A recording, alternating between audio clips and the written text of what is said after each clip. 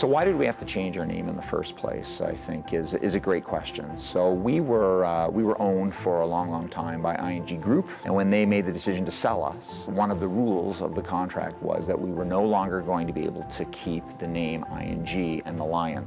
This sale, I think from the start, everybody was a little bit uneasy, myself included. It's always the fear of the unknown. After knowing that Scotia bought us and knowing that we belong now to a solid Canadian parent, that itself gives you peace of mind. Our strategy right up front has been that we would let ING Direct continue to do what it's always done, and that is to be very successful, very innovative, keep its own culture, and we don't want to tamper with it. What was most important for me in the process is our bank in many ways was built on certain values, principles, and the culture of our organization.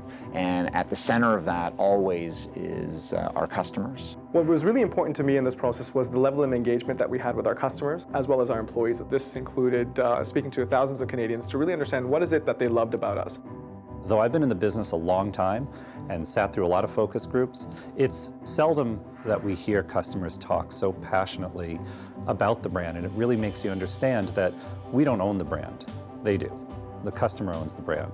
When you look at all the other banks in Canada, they're very formal, very conservative, and so one of the things we wanted to do to reflect the culture here at ING and the name change was to create something that was unexpected but relevant, the notion of freshness and vitality. We've always been a challenger. We've always been different in this marketplace, and it's really important that our name and everything around our brand continues to speak about being different, being modern, and being innovative. In the category of banking, there's just a lot of sameness. Customers don't differentiate between different banks. They all seem about the same. They offer the same sorts of things.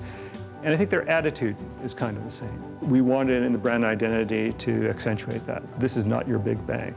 This is an alternative bank. For Canadians that don't know us well, it will serve as an important milestone for them to really take notice of who we are and what we're doing.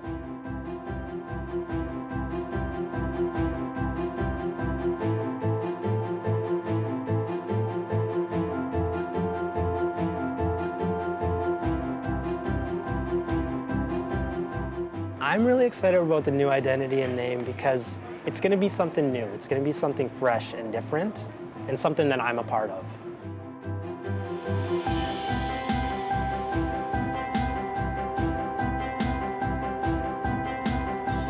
So when I first heard the name Tangerine, it's kind of like when your baby is born and you look down at your newborn son and you just know. The new name is more progressive, the identity is simple. It's not an acronym, it's anything but corporate. It's absolutely ING Direct's DNA.